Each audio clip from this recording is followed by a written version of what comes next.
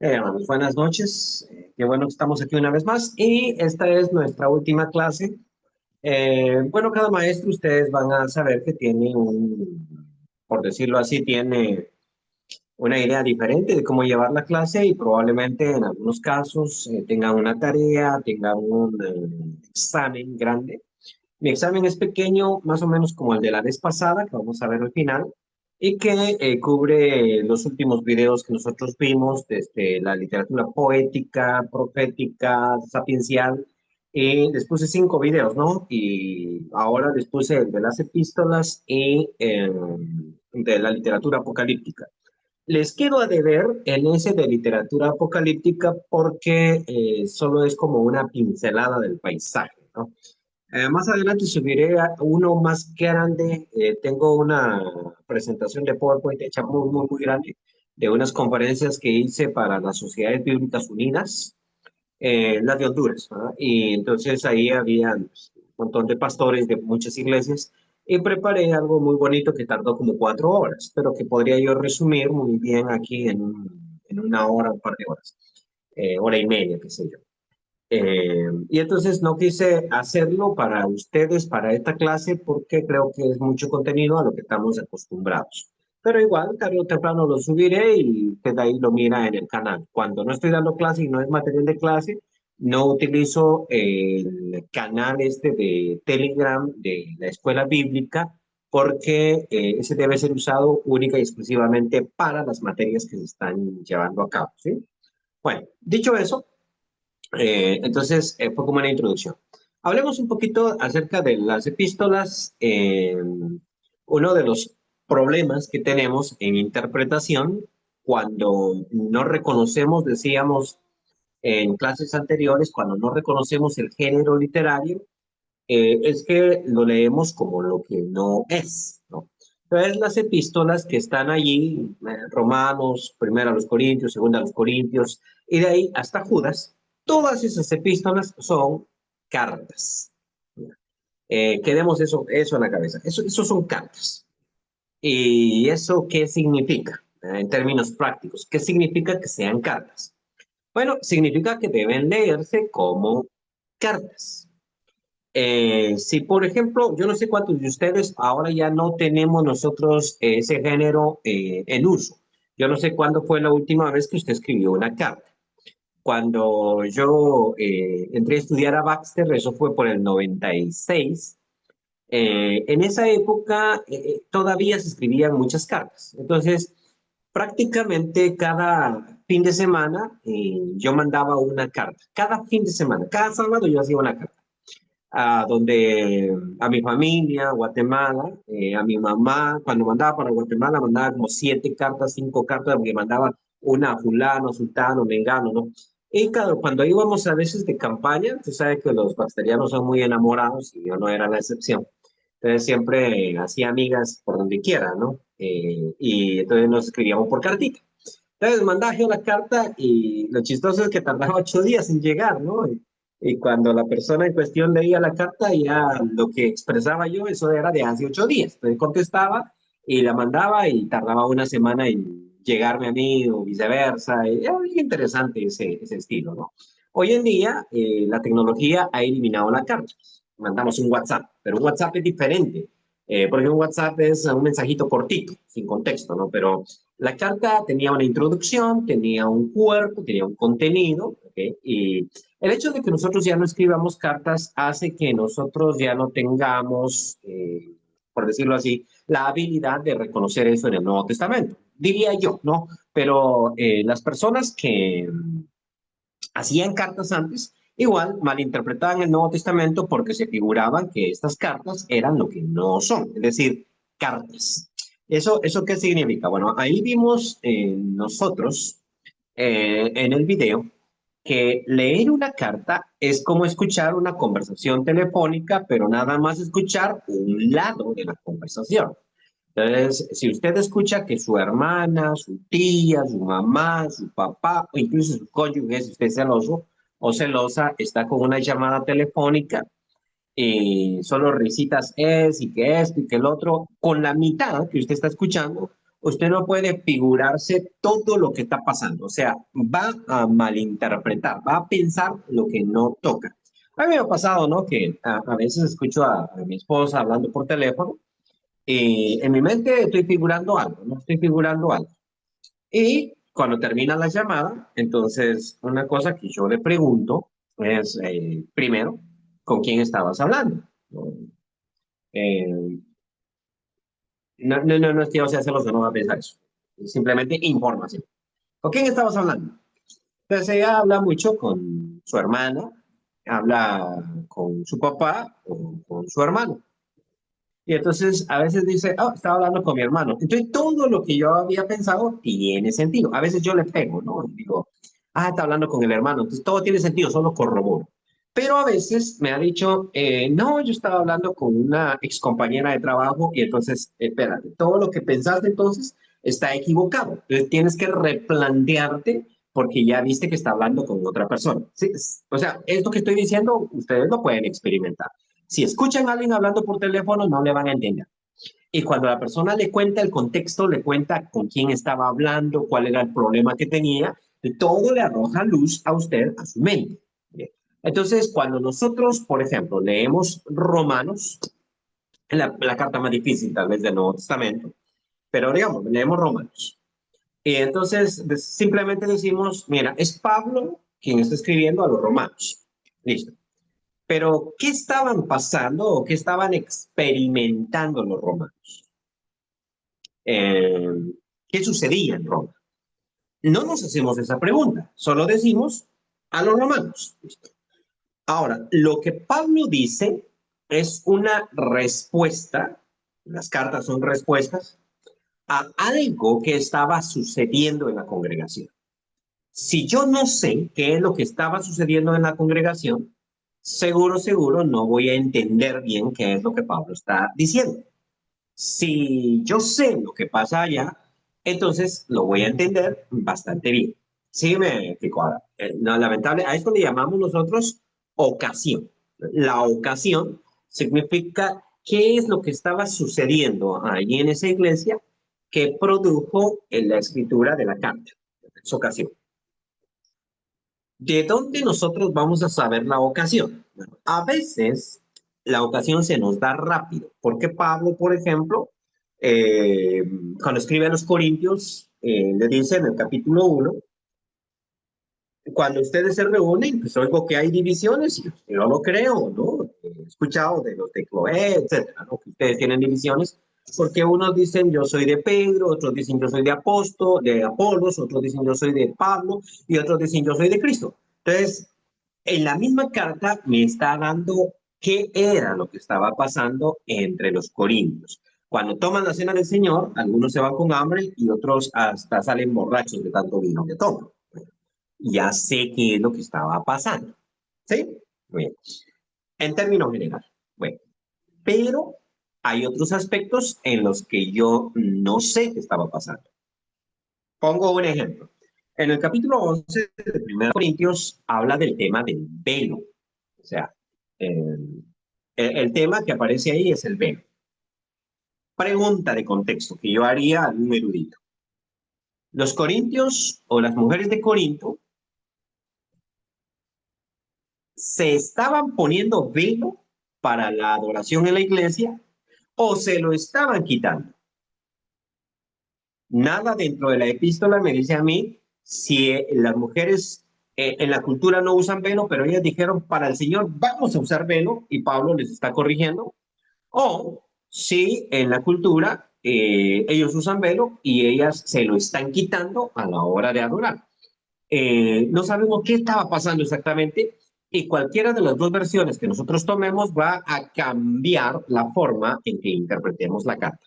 ¿Sí me explico en ese principio? Entonces, atinarle a la ocasión es importantísimo. ¿Qué es lo que estaba pasando? A veces lo podemos extraer del pasaje, a veces es muy difícil, a veces el contexto histórico nos arroja luz. Por ejemplo, los historiadores nos cuentan que en el año 57, 58, había unas protestas en Roma por causa de un impuesto que Nerón estaba poniendo a los productos que entraban por los puertos, ¿no? Y uno dice, ¿y eso qué tiene que ver? Bueno, ahora tengo contexto para lo que Pablo escribe en el capítulo 13, a nadie debáis nada, al que impuesto, impuesto, al que tributo, tributo. Entonces, hay algo ahí del contexto histórico que yo no conozco y entonces no entiendo bien qué es lo que está diciendo Pablo, pero cuando ya sé que el emperador estaba imponiendo impuestos, ahora que Donald Trump está imponiendo aranceles, ¿no? Y que la gente de Roma se está rebelando y está haciendo protestas, protestan desde tiempo antiguo. Ahora entiendo por qué Pablo le dice a los cristianos, ustedes no deben protestar, o sea, no les está diciendo literalmente no deben unirse a la protesta, no se los está diciendo, pero obviamente con lo que les ha dicho, les dice, ustedes no se metan en ese problema, es un problema netamente político, ustedes no se metan en ese problema. O sea, no lo hagan, ¿no? A nadie debáis nada. Bueno, sí, sí me explico en cuanto a eso. Veamos, por ejemplo, pero en Romanos capítulo 14. En Romanos capítulo 14, dice el apóstol, en determinado momento, eh, uno come de todo y otro que es débil come solo legumbres. ¿Qué estaba pasando aquí? Habían vegetarianos en Roma, habían vegetarianos, habían veganos en Roma, y eso es lo que está dirigiéndose el apóstol, o no. Bueno, uno podría pensar, sí, fíjate que en Roma habían algunos hermanos que eran veganos. Yo no sé si ustedes sabían, bueno, sí saben lo que es vegano, ¿no? Una persona que no come nada de carne, nada que venga del animal.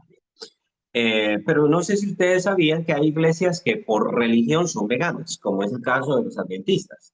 Hay algunos adventistas, pues los adventistas están divididos también. Entonces hay algunos adventistas que son veganos, hay algunas iglesias que son veganas. Entonces es interesante eso que imponen eso, ¿no? Entonces, de eso está hablando Pablo. Pues resulta que las excavaciones que se hacen en el mundo antiguo, sobre todo las que se han hecho en esta ciudad de Pompeya y Herculano, nos han mostrado a nosotros que en el mundo antiguo toda la carne que se sacrificaba, toda la carne que se mataba en el rastro era dedicada a algún dios. La estructura de las carnicerías se muestra. Están los templos en una gran plaza y hay muchos templos a los diferentes dioses. Luego ahí está el rastro, es decir, le venían, sacrificaban al toro al dios del templo y luego pasaban por el rastro y atrás del rastro estaban las carnicerías. Eso significa que el gran porcentaje, por decirlo así, el 99% de la carne que se vendía, o más que el 95%, digamos nosotros, yo no tengo ese dato, si estoy inventando. 95% de la carne que se vendía en las carnicerías en la ciudad de Pompeya, en la ciudad de Herculano, había sido sacrificada a algún dios. Entonces dice, ¿cómo así? Sí, la persona venía y sacrificaba el animal enfrente del templo y luego iba y lo vendía a las carnicerías. Bueno, y eso, ¿quién sería capaz de comprarlo? El mundo pagano. El mundo pagano compraba esa carne. ¿Por qué? Porque ellos pensaban dentro de su paganismo, y esto también lo rescatamos de fuentes extrabíblicas, cómo pensaba el mundo. Ellos pensaban en su paganismo que si el animal era sacrificado a un dios, de alguna manera la carne de ese sacrificio se contaminaba con ese dios. Y a uno se le pasaban los atributos de ese dios. ¿Ha escuchado usted de los afrodisíacos? Y yo sé que piensa, sí, los mariscos. No. En el mundo antiguo era una carnita de res, pero era una res que había sido sacrificada a la diosa Afrodita. Entonces, la diosa Afrodita es la diosa del amor. Y obviamente el espíritu de Afrodita, pensaban ellos, se mezclaba dentro de la carne. Y luego, cuando uno comía su sopita o comía su carnita asada, que era dedicada a Afrodita, pues de repente uno ya resultaba como que hubiera comido bien, cualquier cuestión de esa. O sea, se me entiende lo afrodisíaco. Entonces la gente quería, oye, no tiene carne de Afrodita. No, sí, 2 libras. Vendían a la persona. No tiene carne de Marte. ¿Y eso por qué? Porque mi hijo es un cobarde, le da miedo pelear. Entonces necesito que coma esta carnita, su sopita, para que le dé fuerza. Hoy en día nosotros pensamos, y estamos dentro del mismo mundo, aunque los nutricionistas dicen que esto es puro cuento, ¿no? Pero la gente dice, los mariscos son afrodisíacos. Ajá. Los testículos de toro, yo no sé si ustedes los consumen en Nicaragua, pero en Guatemala sí lo hacen mucho en ceviche. Y eso es porque eso te da valor, te da fuerza, te da potencia. ¿No? Es puro cuento, ¿no? Es puro cuento, pero nosotros lo creemos. Entonces, el mundo antiguo lo creía. Y por eso la carne que se vendía en esas carnicerías era carne sacrificada a los distintos dioses. Ahora es donde viene el problema de algunos cristianos. Hay cristianos que dicen, mira, eso de los ídolos es puro cuento, eso es nada, eso no importa. Y yo voy y compro mi carne y yo no me pongo a pensar en qué está hecha, cómo está hecha, que sí, que sí, no, porque nada más hay un Dios. Estos son los fuertes. Pero están los débiles que dicen, no, eso es pecado, eso es grave, ¿no? Eso es malo porque, ¿qué tal si es cierto? ¿No? A ver, ustedes le ponen a sus hijos amuleto para el mal de ojo. ¿No? Eso no es nada. Eso no estoy poniendo un caso. Eso no es nada. Pero yo en cristianos que tienen como 15, 20 años, a veces de ser cristianos, miro que los hijos de los nietos tienen su amuletito para el mal de ojo y digo, ¿dónde está tu fe? ¿Dónde está tu confianza? Tu superstición, ¿no? Entonces es un débil en la fe. Okay. Entonces, volviendo al punto, aquí es donde Pablo dice, mira, hay uno que es débil, no come carne, porque él dice, es que todo está sacrificado a los ídolos, yo mejor no como nada de eso para no contaminarme. Y hay otro que es fuerte que come de todo. Entonces, cada quien esté plenamente convencido, porque el que duda, viene, el que duda, ese, ahí sí peca. Todo lo que no proviene de fe, dice en Romanos, capítulo 14, es pecado. Explicamos ese pasaje. Bueno, lo que pasa es que si usted cree que ofende a Dios con eso y usted lo hace, usted sí ofende a Dios. Aunque a Dios no le ofenda el acto en sí, sí le ofende que usted le falte el respeto. ¿Sí me estoy explicando el concepto? O sea, si yo digo esto, no ofende a Dios. ¿Listo? ¿Estás bien convencido? Listo, tú no ofendes a Dios. Pero si yo digo, es que fíjate que esto ofende a Dios, yo creo que Él se va a ofender si yo me como un tamalito para Navidad y me lo como, entonces sí ofendí a Dios porque yo creí que lo ofendía. Entonces, ahí es donde el pecado se torna un tanto subjetivo y problemático. Pero eso es lo que presenta Romanos. Entonces, mire cómo conocer la cultura, conocer lo que estaba pasando, todo lo que yo hice ahorita es una reconstrucción histórica. Muy bien. ¿Qué tan seguras son las reconstrucciones históricas? Esta que acabo de hacer tiene un porcentaje, para, a mi criterio, de un 80%. O sea que estoy muy seguro de eso, de que así era. Pero podría equivocarme, ¿cierto? Porque hay un 20% de posibilidades que me equivoque en mi reconstrucción histórica. Y si mi reconstrucción histórica está equivocada, entonces mi interpretación también está equivocada. Y yo tengo que tener mucho cuidado y ser muy estudioso para estar reconstruyendo en la cuestión de las epístolas, para tener las dos líneas de la llamada telefónica, para que las dos me cuadren, me encajen perfectamente y decir, ahora sí, la hicimos, ¿no? O sea, entre más yo conozca, mucho mejor. Por eso es que yo sí valoraría mucho un viaje hacia esos lugares. Hay tours, ¿no? Que lo llevan a uno a estas iglesias, uno llega a Corinto y llega a las ruinas de Corinto y mira las casas como eran ahí. Y eso sirve para entender la Biblia. Sí, sirve mucho, porque ahora yo tengo una mejor manera de reconstruir la historia. Entre más yo sepa de esa gente, entre más yo sepa de lo que ahí pasaba, mucho mejor para que yo entienda las cartas. ¿Sí? Ahora, yo nunca he ido para allá, nunca he hecho ese viaje, no creo hacerlo, no tengo plata y como miro mi futuro, no creo que vaya a tener mucho en poco tiempo. Así es de que a seguir estudiando en libros, en enciclopedias y en Google, ¿sí? Pero uno busca, uno busca realmente alguna forma de poder adquirir conocimiento. Bien, ¿tienen alguna pregunta sobre las epístolas? Pues pasamos a la literatura apocalíptica.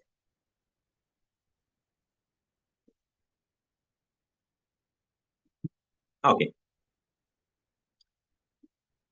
pasémonos a la literatura apocalíptica. Quiero explicar alguna cosita. Bien. La gente dice, el Apocalipsis son predicciones. Jesús, Juan, cuando escribe cosas que tenían que venir en el futuro.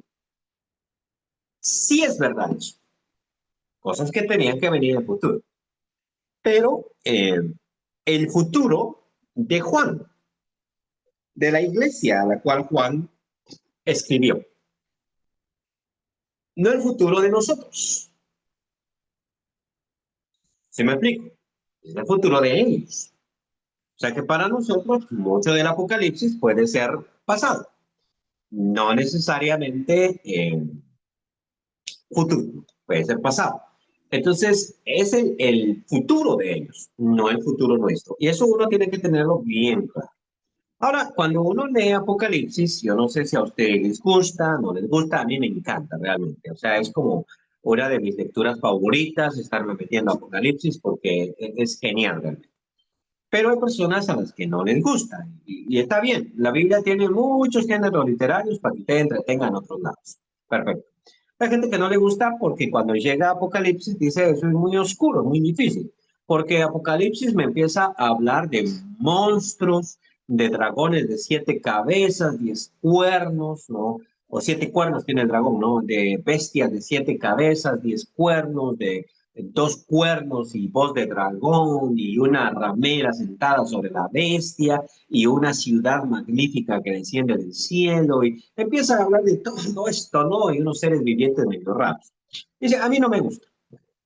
A ustedes sí les gusta ver El Señor de los Anillos, donde sale un montón de monstruos parecidos, ¿no? Elefantes con 4 colmillos. ¿A ustedes les gusta ver eso? Ustedes dicen, no, a mí sí me gusta, pero ¿por qué entonces no le gusta leer Apocalipsis si sí le gusta ver este tipo de películas? Ahora, hay gente a la que no le gusta tampoco. ¿Verdad? Yo conozco gente a la que El Señor de los Anillos, aunque fue una de las películas con más rating donde se llenaban las salas de los cines, hay gente a la que no le gustaba. Hay gente a la que dijo, nah, esa tontera yo no la miro. Entonces, como Harry Potter, yo solo he visto una, creo, dos, 1 y media, pero nunca me llamó la atención volver a ver eso. Y hay gente que hace fila, incluso conocí gente que agarraba los libros y los leía previos a la película para poder tener todo el contexto. Bueno, hay de todo. Entonces, cuando uno lee Apocalipsis, uno no debe pensar que eso es literal. Y ahí es donde uno se pierde, ¿no? Primero, eso no es literal. ¿Cómo sabemos? En el video les mencioné el verbo, esemainen. Esemainen ahí está conjugado, ¿sí? En pasado, esemainen. Literal, así sale. Pero cuando uno busca en el diccionario, ese verbo es semaino, ¿no? Así como uno lo encuentra. Y semaino, ¿qué quiere decir? Pues quiere decir dar a entender por medio de mímica. Es como que yo esté en su casa, ¿sí? En su casa, y yo estoy ahí porque usted me invitó, ¿no? Bueno, usted está ahí con su hija, con su hijo, con su esposo, con su esposa, y de pronto quiere decirle algo a esa persona sin que yo lo escuche, ¿ya? Porque a veces uno quiere comunicarse sin que la otra persona escuche.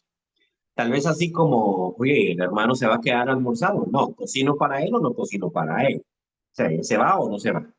Entonces usted quiere preguntarle a su cónyuge cuántos pedacitos de pollo pongo en la olla. Y yo no sé si este se queda o no se queda. Pero no quiere que yo sepa. No quiere que yo preguntarme a mí. Entonces usted empieza a hacerle señas a esa persona. Empieza, ah, queda, no sé. Y como usted no sabe hablar a señas, entonces, porque si supiera hablar a señas sería facilísimo, ¿no? Pero usted no sabe hablar a señas, entonces le da a entender, ¿sí? Eh, mejor les cuento una anécdota. Había una mujer que tenía un bebito, o sea, un bebito de 2 meses o algo así. Y andaba con nosotros en una reunión de jóvenes. Eh, de estas jovencitas, bueno, que tiene un bebito pero nunca madura, que joven, una la reunión de jóvenes. Y ahí en la reunión de jóvenes, pues obviamente los pechos se le hincharon, que sabe todo ese proceso. Y algo le sobó el pezón o algo así, pero empezó a botar leche. Entonces se estaba llenando la blusa de leche. Yo estaba ahí a la par de ella, pero yo no la estaba mirando porque ella estaba atrás mío. Yo estaba aquí.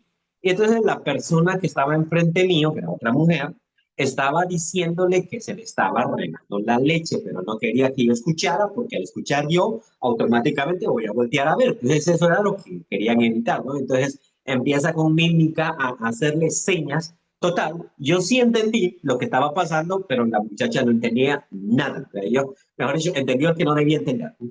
Y entonces cuando eso pasa, se utiliza la palabra semaíno. Pues bien, en Apocalipsis 1:1 dice la revelación de Jesucristo que Dios le dio para manifestar a sus siervos lo que debe suceder pronto, ¿no? Eh, entonces, ese término y lo manifestó, creo que dice Reina Valera, tengo aquí la Biblia, ¿no? Dice, la verdad que no me memorizo los versículos ya. Antes me memorizaba muchos versículos en Reina Valera, ya no lo hago. Dice, y la declaró. ¿Ya? Declaró es la palabra que utiliza. Y la declaró. Esa palabra declaró está mal traducida, ¿no? Tengo en mi YouTube un comentario de Apocalipsis que estoy construyendo, pues ahora llevo como 4 versículos. Entonces, pero ahí están como 4 videos. Te busca ahí Apocalipsis y aparece. Y en el primer video, sí, el primero, toco ese punto porque traduzco del griego al español ese versículo. Aquí dice semaino. Y eso significa que lo que viene en Apocalipsis no es literal, sino es te estoy dando a entender.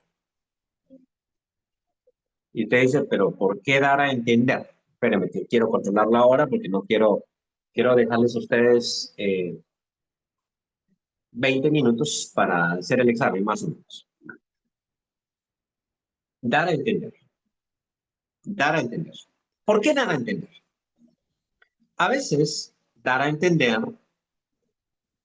es mejor que decirlo directamente. El profeta Ezequiel es famosísimo por eso. Resulta que Ezequiel, no, Ezequiel, el Señor le dice, Ezequiel, o hijo de hombre, varón, le dice, hijo de hombre, vas a comer tu pan. El pan era como la tortilla que ellos hacían, ¿no? Y generalmente ellos hacían fuego, quemaban, hacían brasas, y cuando ya quedaba el brasero nada más, ahí hacían la tortilla, hacían el pan, o sea, el pan lo hacían ahí. Hacían el pancito de harina y luego lo tiraban sobre las brasas. Y agarraban brasas de abajo y las cubrían, o sea, como que tiran extienden las brasas, tiran el pan y luego agarran más brasas y se lo tiran encima del pan. Entonces queda dentro del brasero. ¿Sí, ¿sí me entiende cómo? Y al rato, pues cuando ellos ya sienten el aroma y todo eso, les sacan el pan y empiezan a sacudirlo para que le caiga toda la ceniza. Usted agradezca que come rico, porque tiene comal, pero ellos así comían. Entonces le dice, hijo de hombre, ¿sí? Vas a comer tu pan durante toda esta semana. Ah, listo. Solo que en vez, le dice, de leña, de carbones, vas a utilizar estiércol humano, estiércol de persona. Ahora usted ya se imaginó lo que Ezequiel se va a comer, porque va a quemar pupú, de eso va a hacer el fuego, y luego va a tirar su pan allí y lo va a cubrir con el estiércol ardiendo, ¿no? Para que se cocine su pan. Después lo va a recoger, lo va a sacudir y ese es el pan que va a comer. Y Ezequiel dice, no, señor, no seas tan malo conmigo. O sea, eso no la puedo hacer. Entonces, eso es muy grave, ¿no? Y el Señor le dice, está bien, te la voy a rebajar. Vas a comer, pero con estiércol, sí, pero de animal. O sea, no es lo mismo comer humano que animal. O sea, de animal. Y Ezequiel lo hace. Y la gente se queda, ¿qué estás haciendo, no? Porque la gente mira que él hace eso en la plaza, o sea, trae todo su estiércol de animal que huele horrible, lo que usted quiera, lo trae allí, hace su fuego, mete ese estiércol y echa el pan. Y la gente, guácala, ¿quién se va a comer eso? Y el profeta lo hace, se lo come. El pueblo tiene que preguntarle, ¿por qué estás haciendo eso? Y entonces él dice, porque así dice el Señor, que esto es lo que ustedes van a comer. O sea, eso lo puedo decir con una vulgaridad, ¿cierto? Que no voy a decir aquí, pero ustedes es como lo que dicen en el campo a veces, en el pueblo, ¿no? Vos vas a comer, ya viste la palabrita que empieza con M, ¿no? Entonces, ahí eso es lo que le está diciendo. Ustedes, le dice, por pecadores, por todo, cuando van al cielo van a comer, ¿no? Y entonces, pero las palabras no tienen impacto, las palabras tienen impacto, pero el hecho de que él lo haya dramatizado, hecho, que lo haya dado a entender y que la gente se haya reunido, tiene mucho más sentido que si simplemente lo hubiese dicho ya. ¿Sí me entiende cómo va la cosita?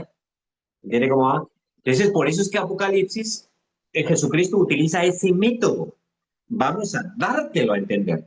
¿Y por qué no me lo dices directamente? No porque no, yo lo que quiero causar es una impresión grande en ti, que cuando tú mires a esa mujer, a esa ramera que tiene una copa y en su copa tiene inmundicias. Ahora, ¿qué son inmundicias? Ya imagina lo que ya tiene en esa copa que está bebiendo.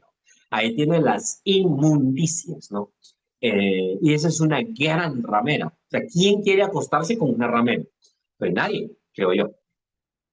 Por lo menos a la audiencia de Apocalipsis le daría su cosita, no sé si yo no quiero hacer eso.